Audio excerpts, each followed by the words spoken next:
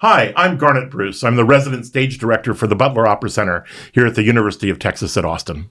We're glad to have you, and we're about to embark on a major production, right? Absolutely. Figaro, probably one of the most famous operas ever. It is. It is an evergreen piece, and the ideas and the music are so fresh. And then when you have a cast of people doing these roles for the very first time, they start exploring the characters and the situations in new and fantastic ways that takes our process in another turn. So while it is an old favorite, it is constantly revised and updated because of the people involved. Why do you think it's so famous? Why is it so endearing? It's the music, of course, and it's what is forgiveness, right? What does forgiveness sound like? And that's the principle that we learn, I think, from this piece is there's a sort of moment in the second act where the Countess and her maid Susanna are chiding the Count for misbehaving. And they say, in order to be forgiven, you must first know how to forgive.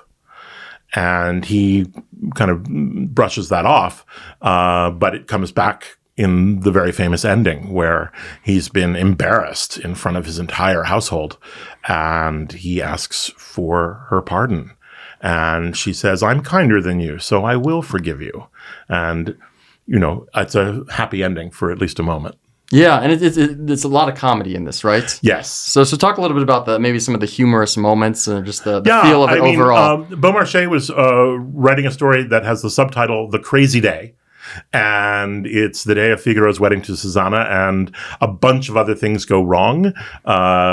His ex demands payment for a promissory note, which is marry me or pay me.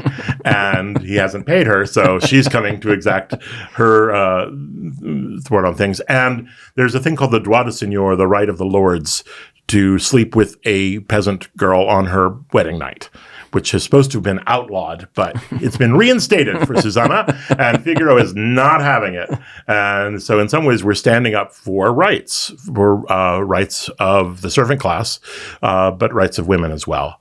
And Figaro's folding all of this in. Now, Mozart famously said he took all the politics out. It's just a love story. Okay. But you know what's there and just slightly below surface. And this is why it alarmed the aristocrats, because we've got servants rising up against their masters. Yeah, I mean, it's an opera kind of about servants, right? Yeah. And Figaro, the wily, problem solver from The Barber of Seville, is now having to solve a lot of problems on his very own wedding day. And he gets tricked as well. So we understand that Mozart's women are actually the winners in this piece. And you said Mozart said he didn't want any politics. What inspired him to write this? Do you know? He was writing for the court. Okay. But he found these situations and he found these characters, and sure, it was dangerous and banned.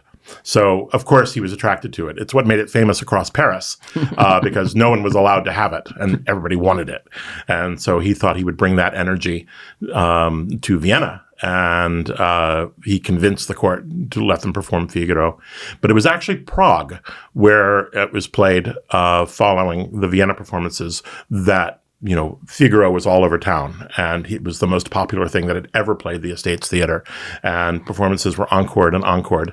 And Figaro, Mozart had a way with simple beats and tunes to connect us to each other. Wow. And when I go to any of your productions, they're so amazing. There's so much going on with projections and lighting and costumes and acting and the orchestra. How do you direct something like this? Well, I mean, we're really lucky here at the University of Texas to have the resources of Texas Performing Arts and also the Department of Theater and Dance. So in addition to singers doing roles for the first time, we have designers doing their roles for the first time. A lighting designer doing her first full opera, and a set designer doing only his second opera. And that sounds petrifying, though, for a director. So these people are doing it for their first time. We ask questions of the piece and the questions of each other, and then what we're able to do. We've set the piece pretty much in period, late 18th century, early 19th century, and we've asked and pulled elements and design elements from Seville. And Seville was this great mishmash of cultures where the Islamic culture met the Jewish culture, met the Catholic culture. And so there's a lot of tradition and layers. And that's probably why it's a setting for so many operas. Now, I don't think Mozart ever visited Spain, but if you have, there's a sort of ruddy color to the clay and the earth and geometric designs to some of these buildings that had been left over from the Islamic Enlightenment. And then Ferdinand and Isabella moved in with the power and force of the Catholic Church. And so there's a lot of combination of culture going on in Seville, which allows the gloves to come off a little bit. Mm-hmm. And in the final act, which is set in the garden, everybody's in disguise. And no one quite knows who is who. I mean, it's a device as old as Greek theater, but Shakespeare used it very well. And Mozart and his librettist, Lorenzo da Ponte, had different feelings about love. And da Ponte felt that you could only know love if you're in disguise, because that's the only way somebody's truth is revealed. Whereas Mozart was a little more of a simpleton about, true and honest love was the only way to go. And no matter how hard it is, tell the truth.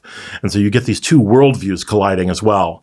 And I think you hear that tension in the music and then the resolution that comes. Wow. How much of your job is like talking to different people about the history of the time period and really diving into that? Do these students come pretty prepared, or are they?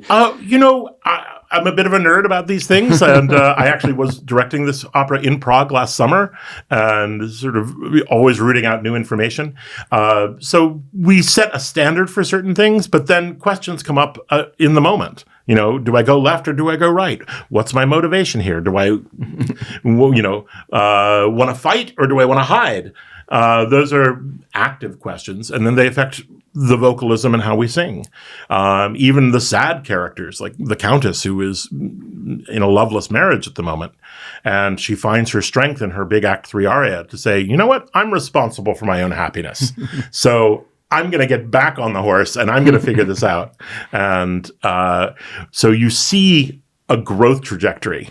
And so working with student designers and student singers and student pianists, Tata and Doug have also done this opera a lot. And we have their style questions about Mozart and also about the Italian language.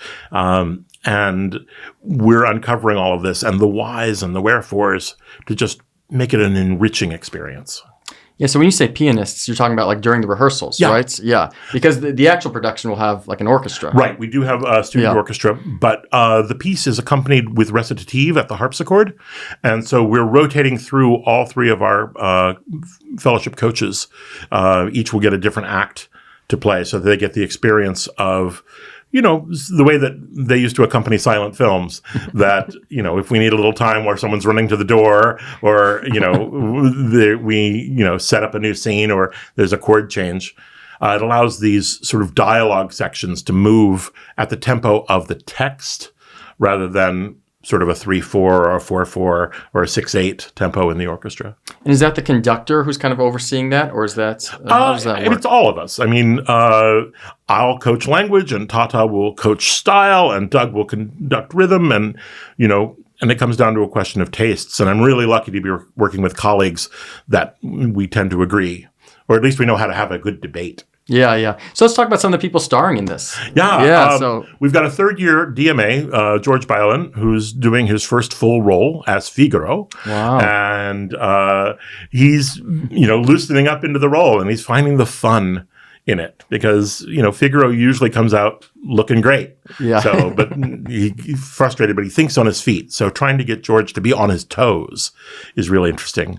And then Susanna, we have 2 second years. We have Hein Hong and Yuxin Liu, and that's right, because there's multiple casts, right? There's 4 performances. Yeah. So each cast does 2 nights. That's right. Yes. And they play to their strengths. Mozart has that flexibility. So Hein has a particularly soaring and floating high register, and Yuxin is so good with text.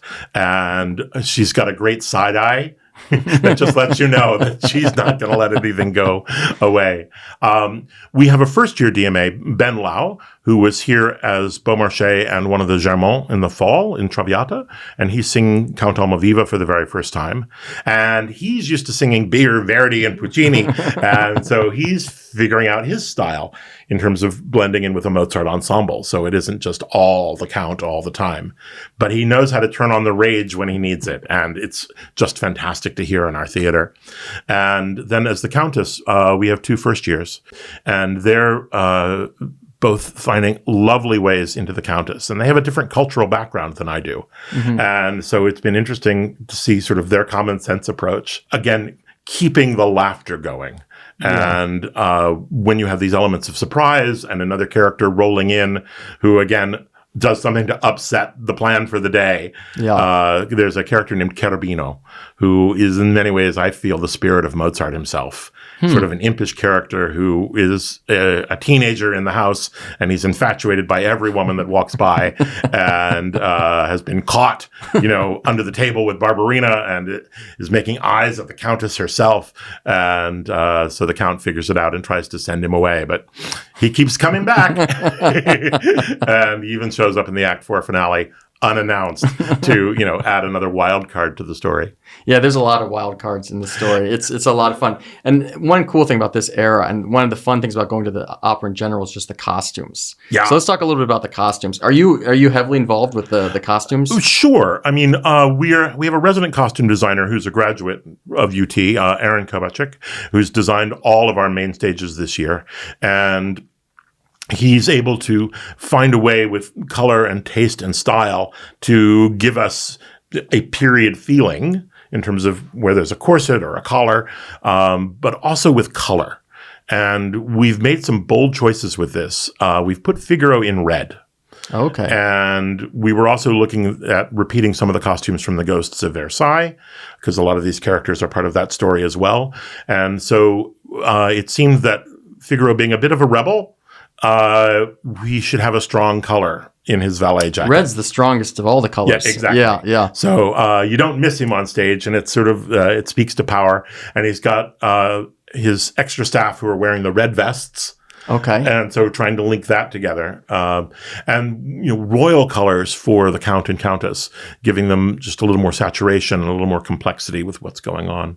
And Susanna in sort of fresh peach and a little bit of beige, and just so that your eye will go to her whenever she's on stage, because you're going to go to the lightest thing you see. We've got a character named Don Basilio and Don Bartolo, these aristocrats that are running around the stories. And that's Dr. Smigelski, and then Joe, who was Bergers in the previous piece. And so they're repeating their costumes. And with a few updates to some trim and things. But, trying to find a little bit of the whimsy. We don't need to be severe here. We want things to have a little bit of flutter to them as they move around the stage. Yeah. What's been your favorite part of directing this so far? So, when you get to the Act 2 finale, is just terrific. And not to give away too many spoilers, but the page boy Cherubino is involved, and Susanna has to help him get out of hot water. And in doing so, she perplexes the Count and the Countess, and then Figaro himself, because she's smarter than she seems. And Mozart just has delightful phrases that echo and build. And there's a moment where you think the opera could come to an end, because the Count has run out of options and has run out of time, and he's being pressured to bless this wedding and to forget about his droit de seigneur. And there's a place where the double basses just come in, and this 4-part harmony just takes over.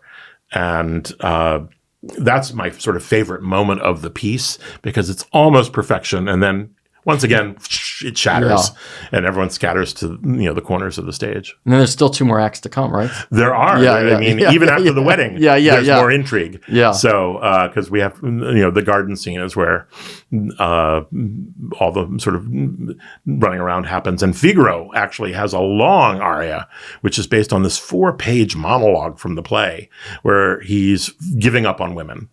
He just says, "You can't trust them. My God, what a fool I've been."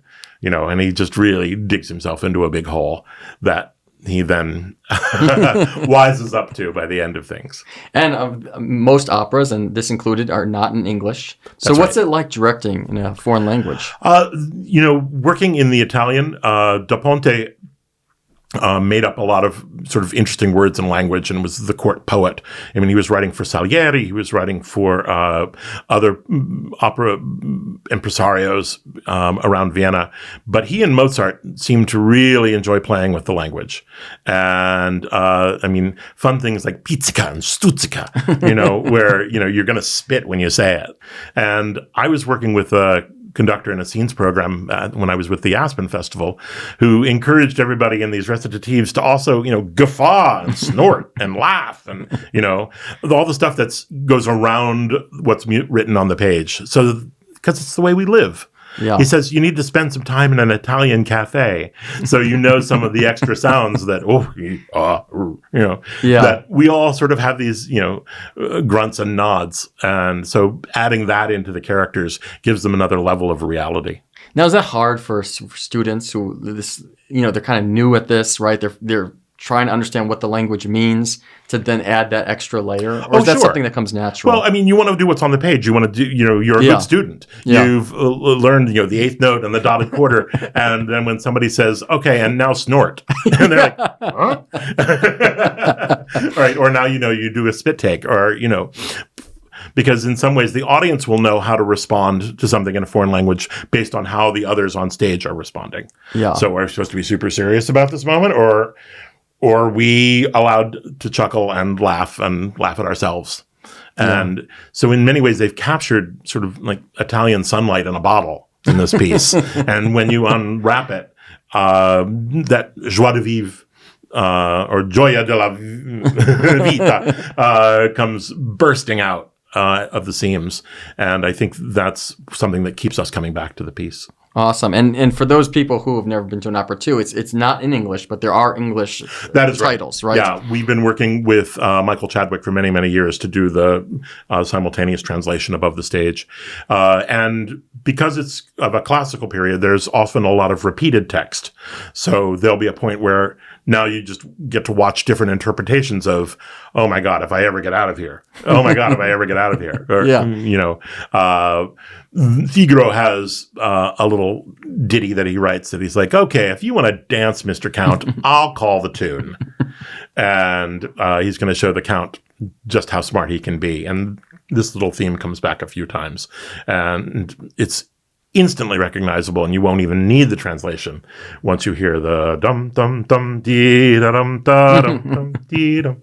So I would say that there's a pulse to the piece and there's a heart to the piece, and it is full of life. Yeah, and a lot of this is like you will know the tune. So if you've never been to an opera, like you'll go there and you'll recognize these melodies because they've been so embedded into, just pop culture. Right.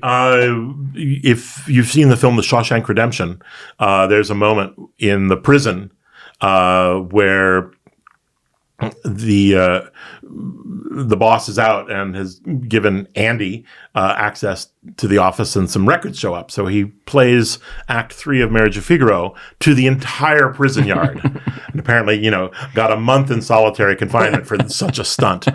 But one of the prisoners, the Morgan Freeman character, has a narration, and he said, I have no idea what those 2 Italian ladies were singing about, but I have to think that for a moment, every man in Shawshank felt free. Yeah. And if this is the music of liberty and the music of freedom, the duet is a very simple duet from the 3rd act where the Countess and Susanna are conspiring to trick the Count. But it is 2 voices intertwined and trading lines back and forth, and time stands still for a moment. Yeah. Yeah, there's always those, if in a good operas, right, there are those moments where time like truly stands still because another thing that for people who might not have ever been to an opera is they're not mic'd. That's Right? right. This is not musical theater where like this is all their pure, right? That's why they can't do like performance after performance after performance. That's why you need two casts. You're running a marathon on these two little blades of grass in your throat. And so that's another thing we practice is endurance. Yeah. Because you need to be able to breathe and support and stay healthy and, not blow a lot of air over your chords. And that's part of the exercise. And Mozart is such a good teacher for emerging singers. And really all of us, even when I've worked at major houses, doing crazy modern pieces, there are a couple of singers I know who actually book a practice room after a rehearsal or performance of some modern piece to sing their Mozart arias. Really? Because it helps line them back up with their breath and their support and just it's healthy singing. Yeah. And we've got a beautiful space here at the McCullough Theater, which is this opera lab, and it's the right size at 400 seats to hold a Baroque pit and really to see every word and see every eyebrow. Yeah, and in our society, we just don't get a lot of opportunities to hear non-amplified, the orchestra, it's all acoustic. Right. The voices, it's really, really special. And you get those moments where time does kind of stop. That I don't think happens as much with amplified. You lose something there. Indeed. I mean, even the best microphones are going to cut off the top or bottom of the sound wave. Yeah. And that feeling you have when voices blend in these ensembles, they come together and you just get all the waves ricocheting off one another. It's, a choral experience in some ways too, but you've got soloists and you've got a story and a plot to follow. So we'll see whose side you're on. Yeah, yeah. And so it's 4 nights. And what is the experience like coming to the opera? So, like, how should people dress? What should they expect? You're sitting in the dark for 3 hours. Be comfortable. Unless it's a gala, I would just say wear clothes that allow ease of movement. And, you may want to bring a sweater because sometimes here in Texas, the air conditioning will kick in. Yeah. And I would say, arrive a few minutes early so that you're not out of breath and you have found your parking. And, it's spring here on this campus. Walk around the trees and the garden. Absolutely. Beauty. We'll be playing the piece with one intermission, which cuts down on the runtime a little bit. The evening will tuck in just under 3 hours. Okay, perfect. Yeah, it's a great night, and there's you have printed programs too. That is right. Another nice thing about opera is if you read the kind of what's going to happen, right? It makes it a lot easier because you read it and then you really don't have to read the words too much. You kind of know what's happening. Well, and if we've done our job as directors and actors, the who's who and the what's what is fairly clear from what we're showing you on stage. But yeah, if you need to know the convoluted plot, it's all spelled out there for you in the program, and you have a chance to read that before the lights go down. You'll get the basic gist of at least who's who. Yeah. No, I can't wait for it, and everyone should come out because it's going to be a great experience. Yeah, it's different than our usual schedule because of the Easter holiday. Okay. We're actually going to perform Thursday and Saturday next week, so we don't usually do a Saturday night performance. Okay. But opening on Thursday the 17th, and then the following weekend we'll be back to our regular Friday and Sunday. So like the Thursday before Easter? Yeah, the 17th and 19th are at 7:30, and then the following week, Friday the 25th at 7:30, and then we do a 4 p.m. matinee on the 27th. And then it's like one cast does it, and then they do it like a week later, right? Well, we have... Is that how it works? Yeah, you'll hear Yushin's cast the second weekend. You'll hear Haynes' cast the first weekend. Oh, okay. So they do kind of do it back to back. Right, because I think that's... for us, it's just easier to get one sort of group of folks lined up. Okay, yeah. There's so much intricacy and so much timing that has to be practiced when you're doing an ensemble. And I guess all the costumes are different too, right? They're different sizes. Yeah, we make some modifications, but those are fairly standard in any opera house. That you've got 2 different bodices and you share the cape or you share the jacket. But no, they also bring their own individual spirit. So I would say come both weekends.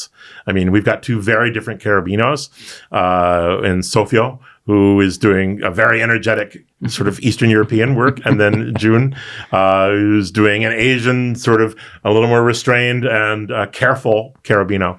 And they both work because the piece is able to allow so much freedom of interpretation.